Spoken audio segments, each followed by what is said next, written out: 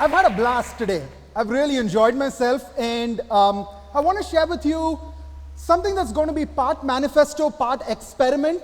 I want to talk about hacking, right? But not the kind of hacking that people normally think about. I want to talk about hacking our careers. That's what I'm doing my NGO on, Career Craft. And yeah, so I want to sort of go that way. Now, it's been a hobby of mine working with college students. I've spoken to thousands of people. In fact, at the last count when I sat down, it was over 20,000 people.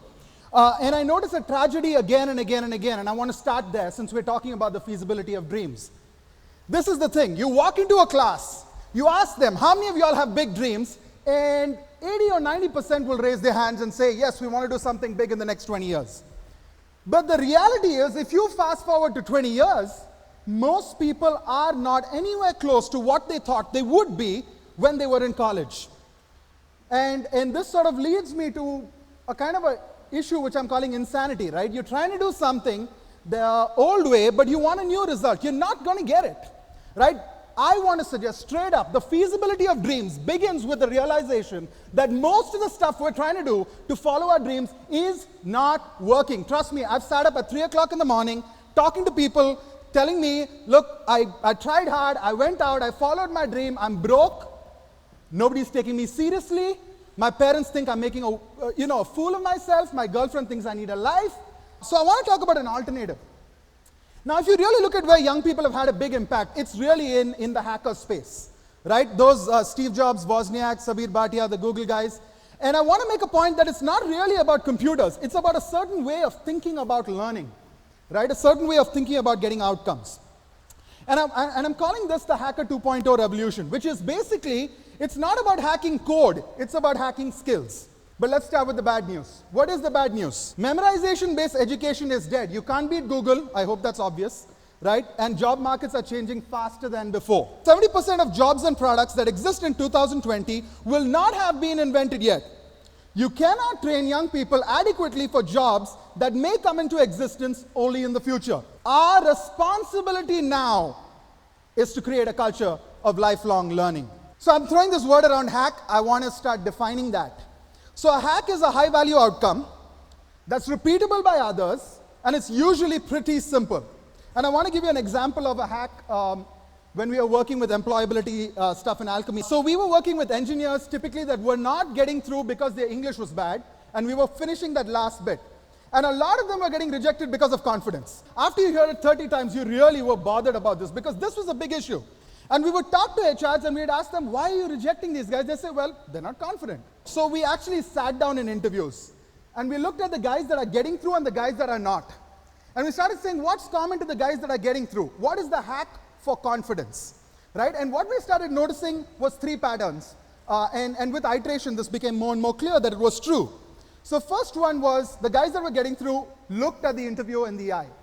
Okay, you got to understand the people that we were working with were rejected 7, 10, 15.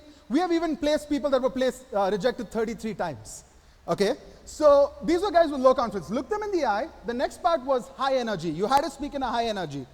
And the third one is you needed to get through to 45 seconds without too many pauses.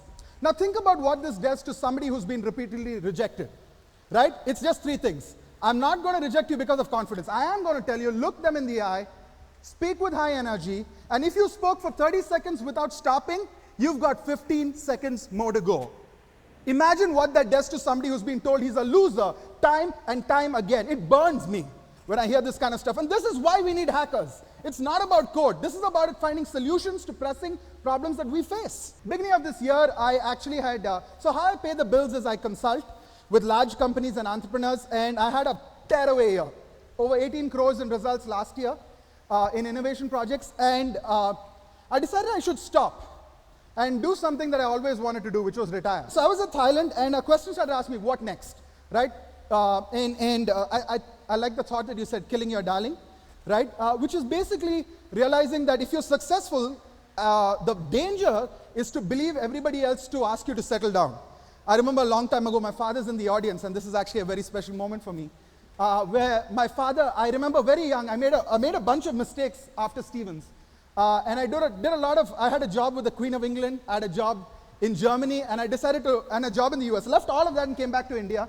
And I remember one of my well-meaning uncles turned to me and tell me, son, when are you going to settle down? Those questions used to bother me those days because I had no proof that I was doing something useful, right? And I remember talking to my dad that day, quite heartbroken. And my dad looked me in the eye and he says, remember this, Akshay, only mud settles. I don't ever want you talking about this ever again.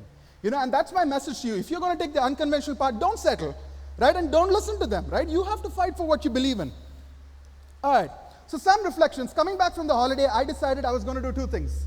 I was going to move my consulting work into joint ventures. So I work with entrepreneurs now. I help them build out multi-crore businesses. And I wanted to strengthen my focus on the youth. So I'm back again. Right, I was working with Make a Difference, and career craft really was a hobby at that point in time. It still is, but I wanted to raise the bar. And I was looking for something new to do when I came across the Wired article about hackers, right, and how hackers and young people were changing the world. And I said, okay, what if we tried something similar? And we tried a hacking session at Jaga over here. And it was a hit. As you could see, we had a lot of fun. We tried a bunch of stuff. We built code. The code didn't work. We basically sucked at it in an amazing way. But our mentors from IBM and a lot of these top companies loved us, so we had fun. We finished the hackathon, and when we looked at the feedback, basically the non-engineers were saying, what about us? Is this just going to be a geek thing? Right? And we said, no, we want to push this beyond. And so we started a monthly hackathon. And where it was not just code, we were looking at skills. So the way it would work is you pick a skill that you already have, simplify it into a 45-minute challenge, share it with somebody else, and then we run something called the hilarious no talent show. So guys that have learned the skill 45 minutes ago come on stage and they demonstrate it to the rest of us. Lots and lots of fun. The girl over there is Megashri. She's trying to do a self-defense class for women. Okay, and the other one over there is beatboxing. So then from there we started moving into technical skills, right?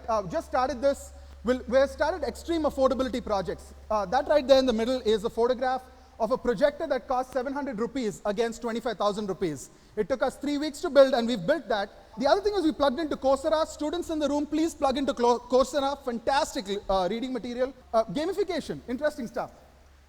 We're building our own microscopes. Some of them are writing their first technical papers. All this is doable, guys, right? And you should just spend a little less time mugging up your stuff and a little bit more time trying to understand it. Social impact, this is the most recent one. So I'm working with Matt, that's actually us in a brainstorm. Make a Difference teaches English to in over 25 cities in India. And we decided to launch an internal innovation program. We launched it a few weeks ago. We've had 200 ideas from over 25 cities, and we're starting 30 projects in the next 3 to 4 weeks. We're going to turn college students into social innovators, and we're going to start it internally, but my dream is eventually to take this externally so that students could start solving problems, big problems. In fact, we call it the grand map of challenges. Challenges that we need to solve in this field in the next 5 years. The big shift is this, that classroom-based learning and project-based learning are two different animals. The first point is, during exam time, if you look at your neighbor's paper, you really get penalized for it because it's called copying. But in the real world, it's called benchmarking, and you should copy more often. Okay, and the real world is actually very, very upside down from the normal world, right? And there's a whole bunch of things over there. I just want to make a quick point here. I'm not anti-marks. I'm a pretty good student. Okay, I'm just saying marks are not enough, right? Talk to a poor person and tell them you got 94%. Doesn't make a difference to them. They don't care. So as part of my reinvention of working with young people, I sat down and interviewed a whole bunch of them. And I said, okay, if college was dream, if college was the home run, if college was the best thing that ever happened to you, what would we need to do? 4 buckets, you can see them there. Around studying, people had really ridiculous study habits. It was slow, inefficient. Around careers, people were just clueless, right? What am I studying? What am I going to get a job? The gap's too big. Fun. The strange thing we heard again and again was people were finding fun boring. Same coffee day, same friends, same jokes, same TV shows. Come on, we got to do something more. Placements, right? Students were feeling tremendously terrified. They'd rather not talk about it. So we asked the question, where are students already studying quickly? The answer, the last 3 weeks before the exam. Why don't we make the last 3 weeks the first 3 weeks of college? Now, if you manage to pull that off, and that's the current set of experiments, you would actually have the rest of the semester free. The question really is, what are you going to do with all that free time? We tried this thing called buddy calls that actually has been very, very effective. A buddy call is very simple, and I invite you to try it since there's so many students in the room, which is you take a goal, pre-plan, call your buddy and say you're going to start studying, declare the goal you're going to finish in 59 minutes. At the end of 59 minutes, you put an alarm on, you call your buddy back, and then you tell them one thing that worked, one thing you're going to do differently, what you said you would do, and what you actually ended up doing. If you try this, you will really get dramatic increases in performance.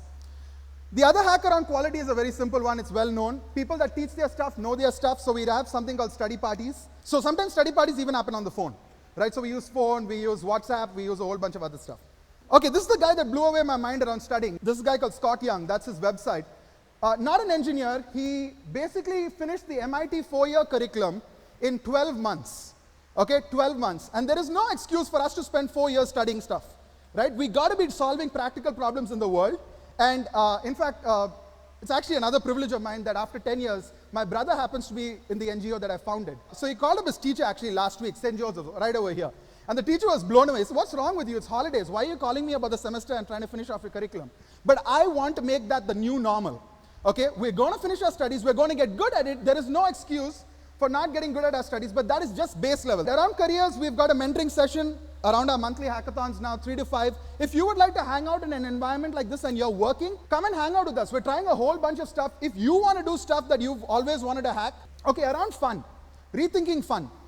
3 things around fun: making new friends, challenging ourselves, and travel. That's what seemed to be the sort of the recipe. And we created something called a travel hack. Those are 3 guys goofing around over there, as you can see, which is basically a day where you go trekking, we do leadership sessions, coaching sessions, you cover your bills for food, and the most expensive trip so far has been about $120, so it's very affordable. Placements. Actually, this is the one that I love, and I think this is going to be the holy grail. I'm telling students, you should not expect college to do your placements for you, because it anyway doesn't. Here's the heads up. And after all your whining after 6 months, you will have to take responsibility for it. Might as well take responsibility for it now. 3 discoveries. The first one, the permission to mess up is the heart of hacker culture. I picked this up from Cherian, actually, who spoke before me, which is the idea of 5-minute holidays, right? When you screw up, the general tendency, if you're an A-type achiever like me, is to just push through, okay? I don't care if this kills me. There's only place for one person in this town, and that's me, right? But hanging out with Cherian has really taught me that there is a better way. Take a 5-minute holiday. The world will spin without you, right? That's one. Second is, this has shocked me. I thought hacker culture would scandalize college adults, so to say. But, it's hard to believe for us, but here's the heads up. Teachers, HODs, principals who are all in college at some point in time, and they understand that it's not as good as it needs to be. They sometimes have the influence, but they don't have the ideas around how this can be made better. And I really want to make a case that we should partner together. The last piece is about thinking in versions. This is mostly for college students. Look, if you haven't built any stuff before, it will surprise you how difficult it is to build stuff. And you will mess up, you will screw up, right? And only amateurs who have never built anything before expect to get it right the first time. Okay, so grow up. Okay, have some humility, learn, chill. We can handle this, but you got to think in terms of versions. Okay, next steps for everybody. How can we move this forward? And that's my ambition, right? So you can register at careercraft.in. We're running the next hackathon actually at the office, which is 5 minutes from here, Adugodi. If you're a student, join us for a day and a half. We'll introduce you to a whole bunch of new ideas. It's free. Parents, teachers, working professionals, coming Sunday, 3 to 5. Hang out with us. I invite you to do that. Facebook group. We're still figuring out a Facebook group strategy. There's one group that's doing experiments. There's another group that's doing discussions. It's a little messy right now, but just out, the book that me and my dad have written, you can get it for free. It's about hacking great work, written more for a corporate environment, an organizational environment, but I think anybody can benefit from it. So I want to close this talk by dedicating it to some people that I met today. I want to dedicate this to Nihal, who is actually a student over here. And I remember a year ago, he looked me in the eye and he said, I know I'm doing BCom, but what I want to do is design. I'm dedicating this talk to Naman. We did this trip to ISEC, where we taught the national team on how to do design thinking, and we sat up till 4 in the morning chatting about it. I haven't forgotten. Okay? I dedicate this talk to Nitya, who told me very passionately, I found my passion in life, it's theater. When Rao first joined us, he was so quiet. We knew he was a genius, more like an evil genius, but he was just so quiet, I think it gives me great joy to see our alumni go out there and make a difference, push those boundaries. To everybody in the audience, to all the people that will watch it, to the thousands of graduates I've had a privilege of working with over the last decade, I want to end with this quote. It's a quote from Michelangelo. The greatest tragedy in our life is not so much that we will aim high and miss it. It is that we'll aim so low and hit it. The real enemy in our lives isn't failure. It's going to be boredom. Thank you.